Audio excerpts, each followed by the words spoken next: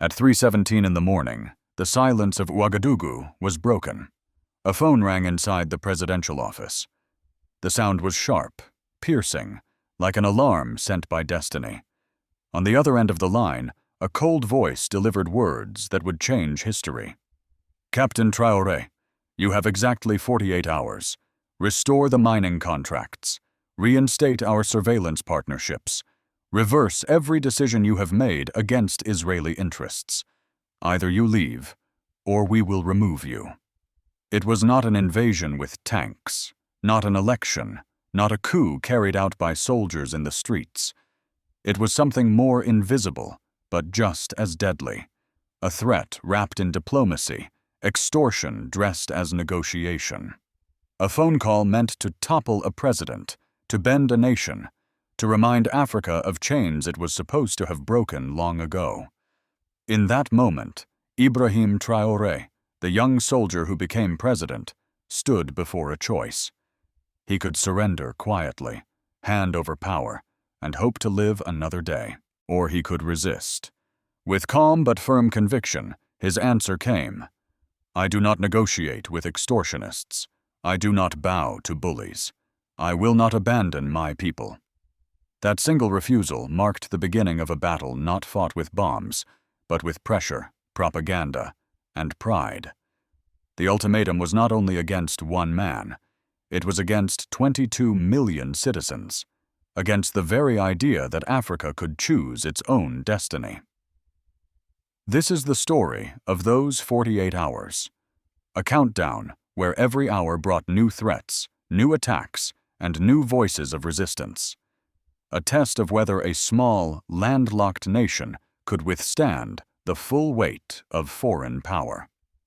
And more importantly, whether the spirit of its people could outlast fear itself.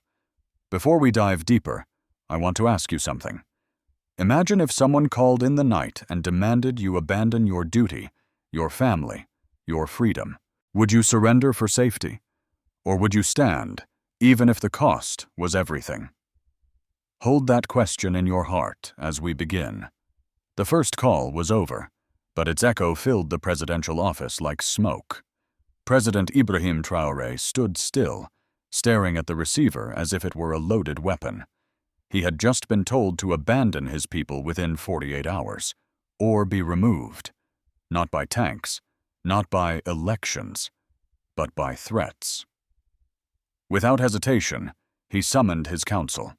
At 4 a.m., the most trusted figures in his government gathered around the long wooden table: the Minister of Defense, the head of intelligence, the foreign affairs advisor. Their eyes told the truth. This night was unlike any other. Traoré pressed play on a recorder. The cold, sharp voice of the Israeli Prime Minister filled the room. Demands to restore mining contracts, orders to re-establish surveillance partnerships, promises of removal. When the tape ended, silence fell like a heavy stone. "This is not about contracts," the defense minister said. His tone was firm. "This is regime change." The intelligence chief leaned forward. "For weeks we've seen unusual patterns. Extra satellites passing overhead. Cyber probes into our systems. Strange money flows. They were preparing for this moment." The foreign affairs advisor spoke softly, almost like a confession. "There is a path. You could resign, hand over power. Perhaps they will let you live." Traoré's reply was immediate, his voice calm but absolute. "Never. What else?" The defense minister's jaw tightened. "Then we prepare for war, not with rifles, with economics, with information, with diplomacy. A war of shadows." Traoré rose and walked to the map on the wall. His finger traced the outline of Burkina Faso, a small nation, 22 million people, no nuclear arsenal, no empire, only resolve. "Sometimes," he said, "refusing is enough." With that, he picked up the secure phone. His first call reached Caracas. "President Maduro, they demand I leave power. I refuse." His second call went to Tehran. Tell your leader, Israel wants me gone. I will not go. The third, Moscow. President Putin, this is an attempt at regime change. I will resist. The fourth, Beijing.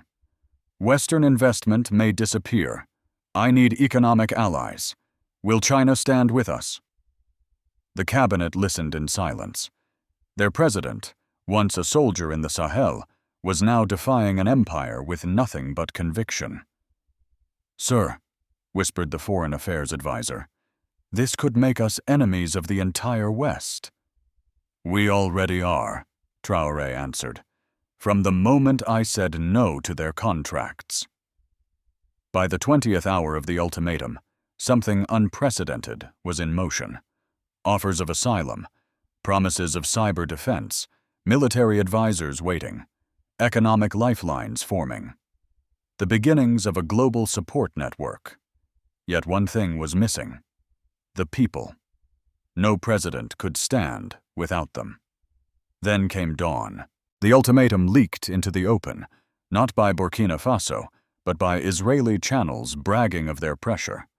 What they thought was intimidation became fire. Radios across the nation replayed the threats. Community stations carried the words into every market, every village. By noon, crowds filled the streets of Ouagadougou. They did not come to beg Traoré to surrender. They came to demand that he resist. Their signs were bold. Traoré stays. Our minerals are not for sale. Africa does not take orders. Others mocked the ultimatum. 48 hours? Try 48 years. The roar outside grew louder, shaking the windows of the palace. And then the phone rang again. The same cold voice. Captain Traoré, you have 18 hours left. Do not let your people suffer for your pride. This time, Traoré interrupted. His tone was calm, almost serene. Prime Minister, let me save you time. I will not resign. I will not surrender. And I will not let any foreign power decide the future of Burkina Faso. Silence. Then a final threat. That crowd will not protect you. Traoré stepped toward the balcony. The chants of thousands rose like thunder. His reply was steady. That crowd is what is coming. 22 million citizens who have just learned you think you can choose their president. You forgot to ask them. He hung up, and with that, the countdown entered its most dangerous phase. But before we move forward, ask yourself this. If you had only odd hours to choose, comfort or dignity, safety or freedom, what would you decide? Think carefully, because the next hours will show us the cost of standing firm. At the 36th hour of the ultimatum, the real attack began. The head of intelligence burst into the presidential office, his face tight with urgency. Sir, we are under assault. The banking platforms are collapsing. The power grid is unstable. Communications are being disrupted. But that is not the worst of it. Traoré turned sharply. Then what is? They are striking at your legitimacy. Social media is flooded with fake videos. Clips of you fleeing the palace. Forged bank documents with your signature. Ministers calling for your resignation. They are trying to convince the world and your people that you are already gone. Traoré's eyes narrowed. He had expected tanks or soldiers, but instead they unleashed a storm of lies. A war fought not on battlefields, but in minds. Are our defenses holding? He asked. Yes, the intelligence chief replied. When the banks crashed, we activated backup networks. When they sabotaged electricity, we switched to generators for essential services. Our encrypted channels are still alive. Every fake video is exposed within minutes. Every forged document is countered with proof. We are holding. But sir, but what? They are no longer attacking just you. They are attacking the very idea of African independence. He placed a dossier on the desk. Western headlines screamed across the covers. Authoritarianism rising in West Africa. The danger of anti-Western leaders. African democracy in retreat. It was not only a strike on a president, it was an assault on sovereignty itself.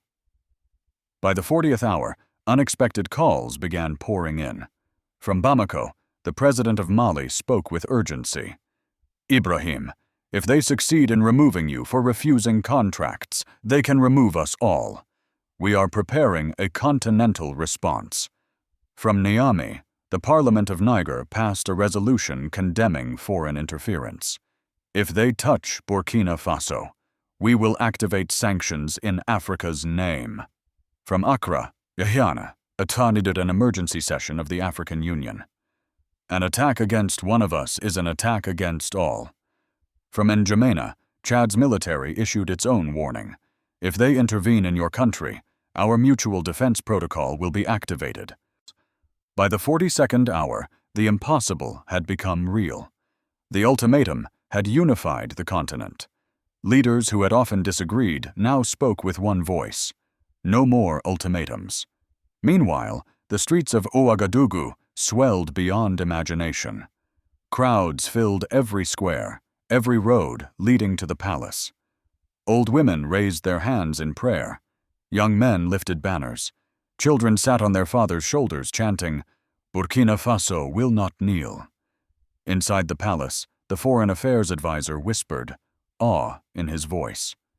"Sir, you must see this. The people are not afraid. They are demanding you resist." Traoré walked to the balcony. The roar was overwhelming, like the heartbeat of a nation.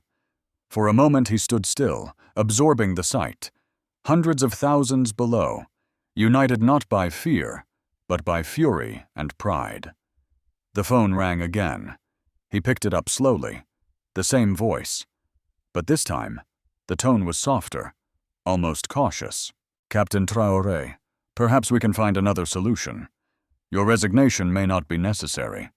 If you re-establish our partnerships, perhaps we can negotiate." Traoré's reply was sharp. "3 hours ago, you might have had a partner, but you made 2 mistakes.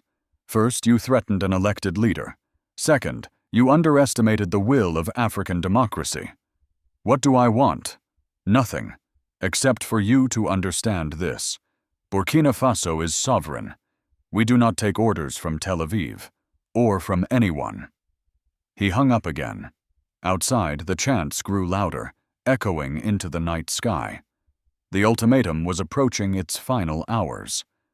The next call would not be a threat. It would be something else entirely.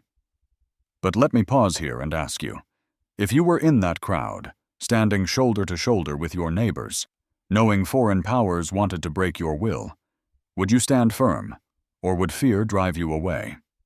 Your answer reveals more than politics. It reveals who we are when the test of dignity arrives. The 48th hour passed, and with it, a new chapter began. The ultimatum had expired, yet President Ibrahim Traoré still stood at his desk, and the people of Burkina Faso still filled the streets. The storm had not broken them, but storms always leave scars. The first scars appeared in the economy. International banks froze national accounts.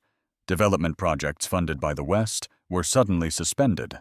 Aid programs vanished overnight. The price of food began to rise in the markets. Fuel deliveries slowed. Families worried about tomorrow's bread. Western media painted the picture they wanted the world to see.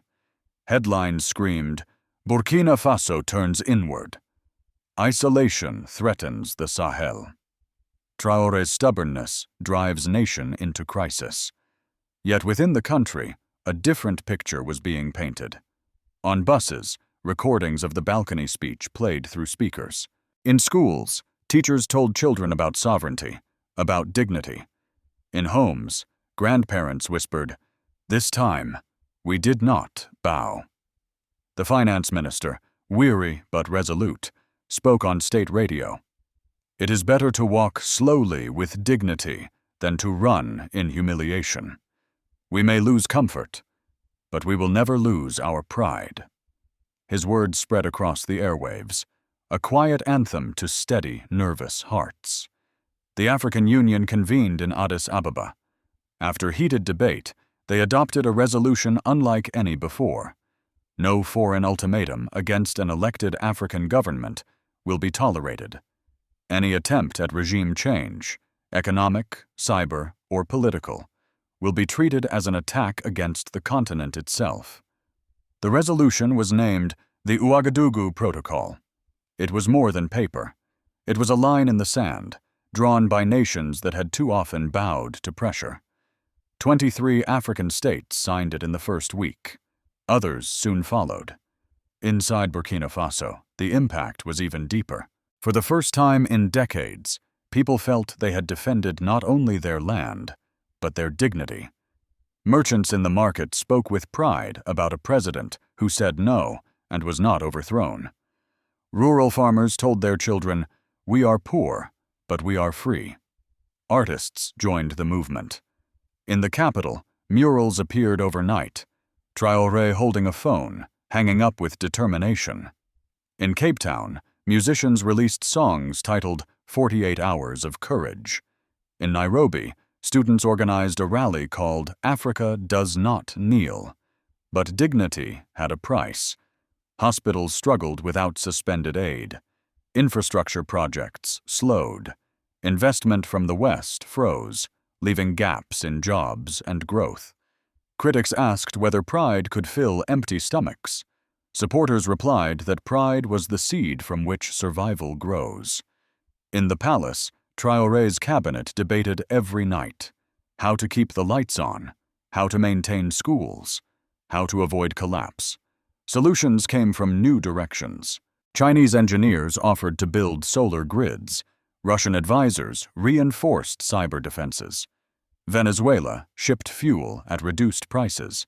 Iran provided expertise to shield digital systems. Yet the most important resource was invisible: the people's will. Instead of despair, citizens organized. Neighborhood groups shared food. Farmers brought produce into the city to feed protesters. Local radio stations debunked fake stories with lightning speed. What foreign powers thought would break Burkina Faso only bound it tighter together. By the second month, the effects spread beyond its borders. In Ghana, parliamentarians called for reviews of all foreign mining contracts. In Mali, leaders declared that no resource should ever again be signed away under foreign pressure. In Senegal, students marched with banners reading, "Our presidents answer to us, not to them." The ultimatum meant to crush Burkina Faso had lit a fire across the continent. For the first time in generations, Africa was not waiting for instructions. It was speaking with its own voice. But pride alone does not erase hardship. As night fell on Ouagadougou, families still counted coins for bread. Yet when the lights flickered, they remembered. Those flickers were not a sign of weakness, but of defiance. They were still standing, and the world could see it. Now let me ask you this. When your family's table feels empty, would you trade dignity for comfort? Or would you endure hunger today to hand your grandchildren a future of freedom? The people of Burkina Faso made their choice, and their decision began to reshape a continent. While the streets of Ouagadougou pulsed with chants of defiance, the world was watching. In Washington, the official response was silence, but silence often speaks louder than words. American think tanks published reports warning of a dangerous precedent. Former diplomats called it reckless populism. News anchors debated if a young soldier turned president had just destabilized the fragile balance of the Sahel. Across the Atlantic, European outlets echoed the same line: authoritarianism reborn, democracy in retreat. These headlines framed Burkina Faso not as a victim of foreign pressure, but as a rogue state daring to resist it. It was a narrative meant to isolate. But isolation was not what happened. Instead, voices of solidarity rose from unexpected places. In Venezuela, President Maduro offered asylum should Traoré be forced to flee. In Iran, Cyber units were pledged to defend Burkina Faso's digital infrastructure. Russia dispatched advisors to strengthen security at the palace. China accelerated economic talks, promising to replace frozen Western investment with new infrastructure projects. Even within Israel itself, dissent emerged. Jewish peace activists abroad signed petitions condemning the ultimatum. Holocaust survivors in Montreal, rabbis in Brooklyn, and students in Tel Aviv declared, "What was done in our name brings us shame." For them, this was not a matter of geopolitics. It was about dignity, about refusing to turn sovereignty into a commodity.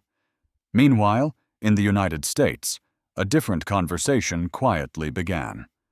Among African American leaders, pastors, and community organizers, the story of Burkina Faso became a parable.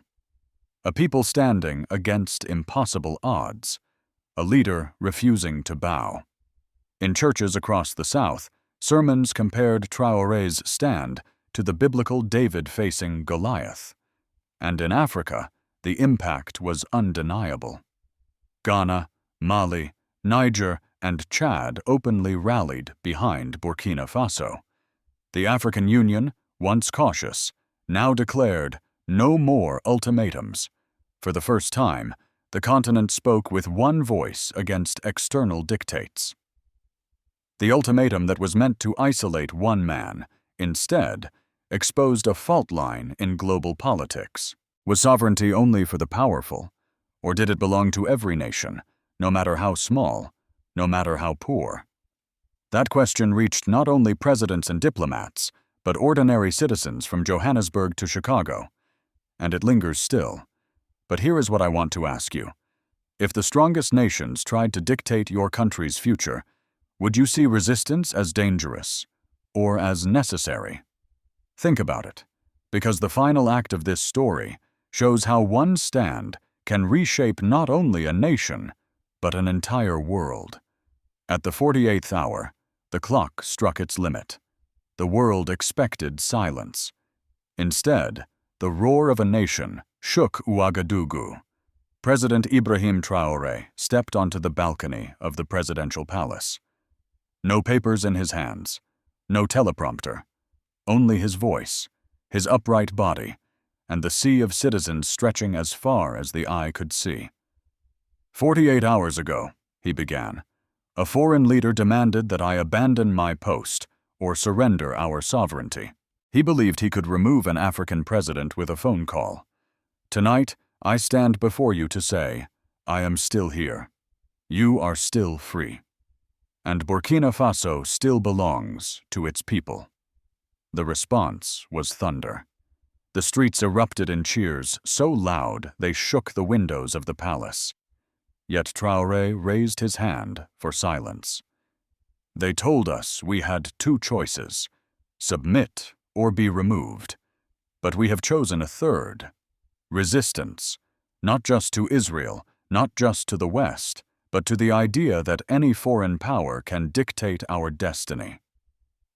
That night, Burkina Faso became more than a nation. It became a symbol. Within weeks, 3 African countries announced reviews of their foreign contracts. Within months, the African Union ratified the Ouagadougou Protocol. And within a year, the very question whispered in villages and shouted in capitals was the same. What happens when Africa says no and survives? But survival carries a price. The economy still limped. Aid remained frozen. Propaganda campaigns did not stop. The struggle was not over. It had only begun. Because dignity is never won once, it must be defended every day. And that is the warning for us all. When the powerful come with threats, they will tell you resistance is impossible. They will say surrender is safer. But remember the lesson of those 48 hours. Threats only matter if you believe in them. Dignity, on the other hand, is priceless. So I leave you with this question. Was Traoré a hero who gave Africa its voice, or a danger who defied the global order? Only history will decide. But tonight, you must answer for yourself.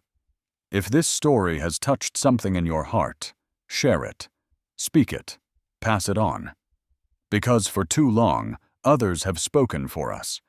Now it is our turn to speak our future aloud. And tell me this, in one word, in the comments. What does resistance mean to you? Freedom, dignity, faith, or simply never again?